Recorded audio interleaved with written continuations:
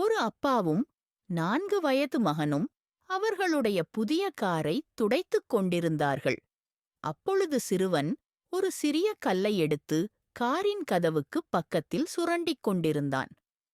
சத்தத்தை கேட்ட அப்பாவுக்கு கோபம் தலைக்கேறியது. கோபத்தில் அருகிலிருந்த ஸ்பேனரை எடுத்து கைவிரல்களின் மீது பலமாக அடித்ததில் விரல் எலும்புகள் முறிந்துவிட்டன. வலியில் துடித்த மகனை கோபத்துடன் மருத்துவமனைக்கு தூக்கிச் சென்றார். பல விரல்களின் எலும்புகள் முறிந்துவிட்டதால் அனைத்தையும் சரி செய்வது கடினம் என மருத்துவர்கள் கைவிரித்தனர். மகன் வலி நிறைந்த கண்களுடன் அப்பாவை பார்த்து, அப்பா, என்னோட விரல் திரும்ப வளர்ந்திடும் இல்லப்பா என்று தன் பிஞ்சு மொழியில் கேட்க, கண்ணீருடன் மௌனமாக வெளியே வந்தார். வெளியில் நின்றிருந்த காரை பலமுறை எட்டி எட்டி உதைத்தார். அப்போது மகன் கிறுக்கிய கீறல்களை கவனித்தார். காரில் ஐ லவ் யூ அப்பா என எழுதியிருந்தது.